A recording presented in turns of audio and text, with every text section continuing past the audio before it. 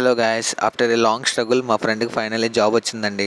Party అని ఏదన్నా tiffin ఇప్పించరా అంటే షాక్ అయ్యి నా వైపు తిరిగి టిఫిన్ ఏంట్రా అని అడిగాడు. చికెన్ బిర్యానీయో మటన్ పలావో పెట్టమంటే ఏ ఎదవా పెట్టాడు కదండి. ఈయన ఎడతాడు. నార్మల్గా ఎప్పటి నుంచో అనుకుంటున్నానులేండి షాదాబ్కి వెళ్ళాలని. అదే అసలీ హైదరాబాదీ బిర్యానీ అంటారు కదా, అదే అండి. సో వచ్చేసామండి హోటల్ షాదాబ్.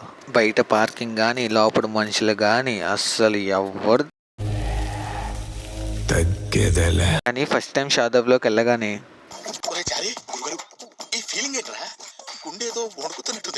రాగానే ఒక పెద్ద బుక్ మా మొఖాన్ని పడేసాడండి. ఏదో కాలేజ్లో రికార్డ్ బుక్ చూసిన ఫీలింగ్ వచ్చిందండి. ఆ బుక్ పట్టుకొని అటు ఇటు 4 సార్లు తిప్పేసామండి. ఈ పనుల్లో కనిపించలేదు. ఇంక చేసేది ఏం లేక వెళ్ళి 2 బిర్యానీలు పట్టుకొచ్చామన్నాం. అదే magic. You are really a God gifted child. యాక్చువల్గా షాదాబ్లో డిఫరెంట్ సిట్టింగ్ ఏరియాస్ ఉన్నాయండి.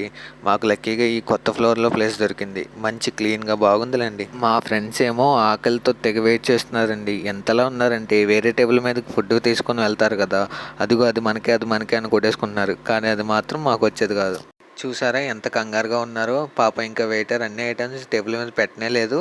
ఈలోగా ఇలా. సో ఫైనల్లీ ఫుడ్ అయితే వచ్చేసిందండి. అది చూడగానే మా ఫ్రెండ్స్ ఆనందంతో ఇంత కాదులేండి.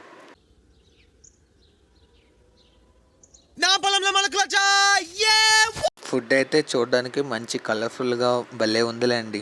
ఇంక ఏమాత్రం టైం వేస్ట్ చేయకుండా ప్లేట్లో వేసేయమన్నాం. అలా నలుగురికి సరి సమానంగా వేశారనమాట. ఇంతలో మా ఫ్రెండ్ గడికి వెయిటర్ మీద నమ్మకం లేక ఎక్కువ ఎవరి ప్లేట్లో పడిపోయిందా అని ఆ ప్లేట్ దొబ్బేశాడనమాట.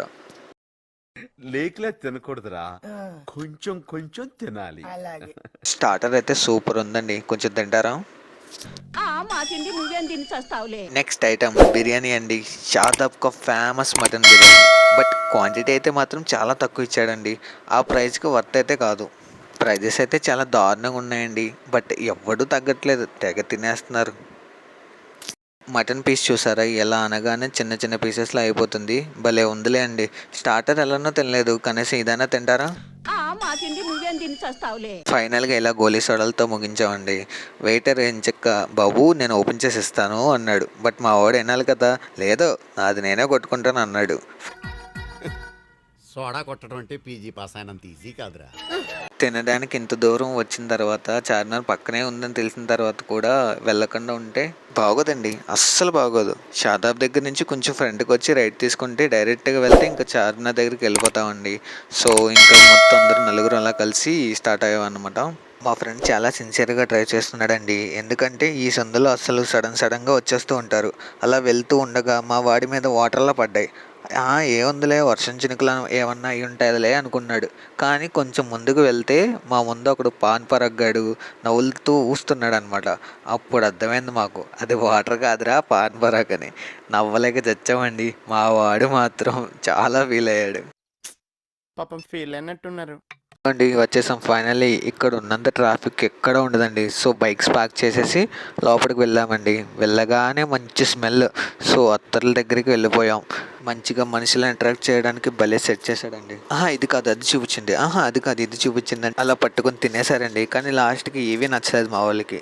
సో అసలు అత్తరంటే ఎలా ఉండాలి, రాశా ఉంటే మా ఊరి దాకా వచ్చేది స్మెల్. అప్పుడు కదా కొనేది. ఇంకా కాసేపు ఉంటే కొట్టేలా ఉన్నాడు. సర్లే వీడితో మనకెందుకులే అని చెప్పి అలా కొంచెం ముందుకు వెళ్ళగానే అవేమో బొండాల్లో ఉన్నాయండి. మావాడికే అంట, వాడేమో హిందీలో చెప్తాడు, మా వాడికేమో హిందీ రాదు. మేము మాట్లాడతా అంటే వద్దు నేనే మాట్లాడతా అంటాడు. నవ్వు ఆపుకుంటున్నావు కదరా.